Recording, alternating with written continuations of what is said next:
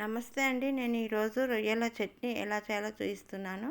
రొయ్యలు ఇలా బాగా గోధుమ కలర్ వచ్చే వరకు వేయించుకుంటేనే రొయ్యలు టేస్ట్గా ఉంటాయి చట్నీలో.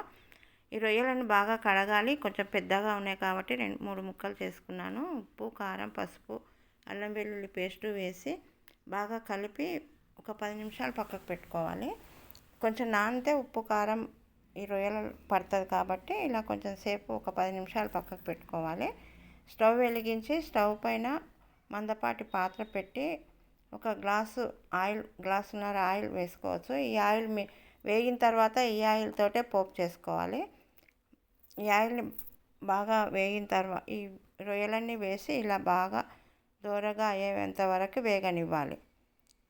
పచ్చిగా ఉండకుండా ఇట్లా పట్టుకుంటే గట్టిగా ఉండాలి.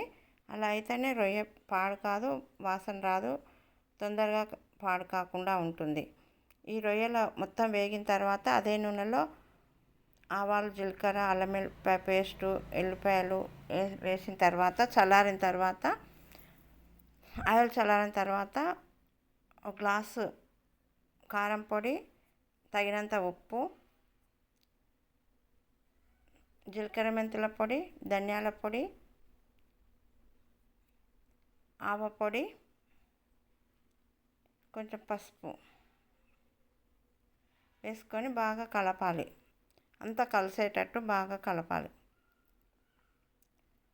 ఉప్పు, కారం, పసుపు అన్నీ అంతా కలిసేటట్లు బాగా కలుపుకోవాలి. ఈ కలుపుకున్న తర్వాత ఆయిల్ ఎక్కువగా అనిపిస్తే ఇంకా కొంచెం కారం వేసుకోవచ్చు. ఈ వేయించిన రొయ్యలను వేసుకొని కలుపుకోవాలి. ఈ వేడివేడి అన్నంలో అయినా బాగుంటుంది. రొయ్యలు చట్నీ చాలా టేస్ట్గా ఉంటుంది. రొయ్యలు ఫ్రై చేసుకొని కూడా రొయ్యలు తినొచ్చు, కూర కూడా చేసుకోవచ్చు. కానీ ఇలా రొయ్యల చట్నీ చేసుకుంటే రోజు రొయ్యల చట్నీ తిన్న ఫీలింగ్ వస్తుంది, రొయ్యలు తిన్న ఫీలింగ్ వస్తుంది. కాబట్టి ఈ రొయ్యల చట్నీ చేసిన తర్వాత ఒక బాటిల్లో పెట్టుకొని ఫ్రిడ్జ్లో పెట్టుకోవాలి. ఒక 2 రోజులు అయిన తర్వాత ఫ్రిడ్జ్లో పెట్టుకోవచ్చు. ఫ్రిడ్జ్లో పెడితే పాడు కాకుండా ఉంటుంది. మనం కావాల్సినంత ఒక చిన్న బాటిల్లో తీసుకొని రోజు అన్నంలో వేసుకోవచ్చు. వేడి అన్నంలో చాలా టేస్ట్గా ఉంటుంది. ఇది పిల్లలు కూడా ఇష్టపడతారు. ఈ రొయ్యలు చాలా బాగుంటుంది. ట్రై చేసి చూడండి. ఈ వీడియో మీకు నచ్చినట్లయితే లైక్ చేయండి, షేర్ చేయండి, సబ్స్క్రైబ్ చేయండి.